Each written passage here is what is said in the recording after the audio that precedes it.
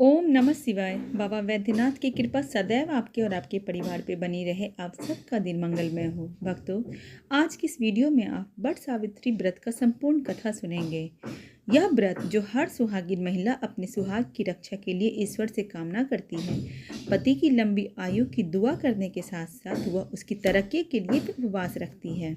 इस दिन वट वृक्ष की पूजा का बहुत खास महत्व है। माना जाता है कि इस वृक्ष की पूजा के बिना व्रत पूरा नहीं होता। धार्मिक मान्यताओं के अनुसार इसमें ब्रह्मा, विष्णु और महेश तीनों देव का वास होता है। इसलिए व्रत रखने वाली महिलाओं को तीनों देवता का आशीर्वाद मिलता है। यह उपवास ज्येष्ठ माह के कृष्ण पक्ष की अमावस्या तिथि को रखा जाता है। जैसा कि आप सब जानते हैं कि 6 जून को इस साल वट सावित्री का व्रत है, तो व्रत के दिन कथा जरूर सुने।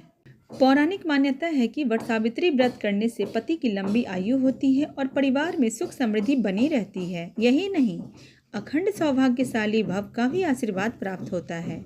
ऐसा इसलिए होता है क्योंकि इस दिन से जुड़ी पौराणिक कथा एक प्रचलित है। ऐसा माना जाता है कि मद्र देश में अश्वपति नाम के धर्मात्मा राजा राज करते थे और उनकी कोई भी संतान नहीं थी। राजा ने संतान प्राप्ति के लिए यज्ञ करवाया, जिसके शुभ परिणाम के बाद उनके घर एक कन्या का जन्म हुआ।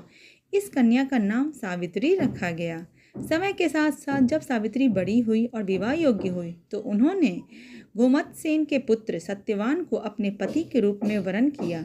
बता दें कि सत्यवान के पिता भी राजा ही थे, लेकिन उनका राजपाट छिन गया था, जिसके चलते वह दरिद्रता में जीवन व्यतीत कर रहे थे। सत्यवान के माता पिता की भी आंखों की रोशनी चली गई थी और वह जंगल से लकड़ी काटकर उसे बेचकर अपना गुजारा कर रहे थे। वहीं जब सावित्री और सत्यवान के विवाह की बात चली, तब नारद मुनि ने सावित्री के पिता राजा अश्वपति को बताया कि सत्यवान अल्पायु है और विवाह के 1 वर्ष पश्चात ही उसकी मृत्यु हो जाएगी। नारद मुनि की बात सुनकर सावित्री के पिता ने उन्हें समझाने की बहुत प्रयास की, लेकिन वह नहीं मानी। अंत में सावित्री का सत्यवान से विवाह हो गया। शादी के बाद सावित्री अपने सास ससुर और पति की सेवा में लग गई। फिर एक दिन वह दिन भी आ गया जिसका जिक्र नारद मुनि जी ने किया था, सत्यवान की मृत्यु। उसी दिन सावित्री भी सत्यवान के साथ वन को गई। वन में सत्यवान लकड़ी काटने के लिए जैसे ही पेड़ पे चढ़ने लगा कि उसके सिर में असहनीय पीड़ा होने लगी। कुछ इस तरह कि वो सावित्री की गोद में सिर रखकर लेट गया। कुछ ही समय में उनके समक्ष अनेक दूतों के साथ स्वयं यमराज खड़े हुए। यमराज सत्यवान की आत्मा को लेकर दक्षिण दिशा की ओर चलने लगे।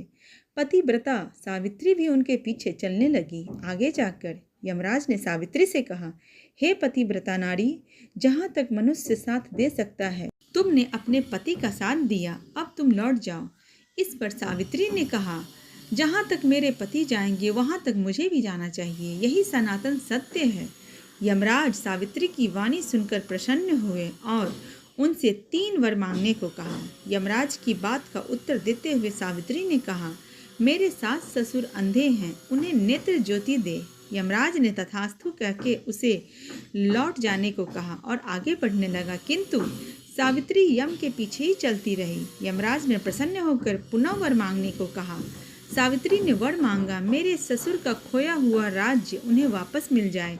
इसके बाद सावित्री ने यमदेव से वर मांगा कि मैं सत्यवान के 100 पुत्रों की मां बनना चाहती हूँ, कृपा कर आप मुझे यह वरदान दें। सावित्री की पति भक्ति से प्रसन्न हो सावित्री से तथास्तु कहा। जिसके बाद सावित्री ने कहा कि मेरे पति के प्राण को तो आप लेकर जा रहे हैं, तो आपके पुत्र प्राप्ति का वरदान कैसे पूरा होगा। तब यमदेव ने अंतिम वरदान देते हुए सत्यवान को जीवात्मा के पास से मुक्त कर दिया। सावित्री पुनः उसी वट वृक्ष के पास लौटी तो उन्होंने पाया कि वट वृक्ष के नीचे पड़े सत्यवान के मृत शरीर में जीव का संचार हो गया। कुछ देर में सत्यवान उठकर बैठ गया। उधर सत्यवान के माता पिता की आंखें भी ठीक हो गई और उनका खोया हुआ राज्यपाट भी मिल गया। इस तरह वट सावित्री का व्रत का यह संपूर्ण कथा हर सुहागिन महिलाओं को सुनना चाहिए। अखंड सौभाग्य की प्राप्ति होती है। इसी के साथ यह वट सावित्री का व्रत सभी औरतों का बिना कोई समस्या के, बिना कोई विघ्न के पूरा हो और सदैव ब्रह्मा विष्णु महेश जी की कृपा सब पे बनी रहे। ओम नमः शिवाय।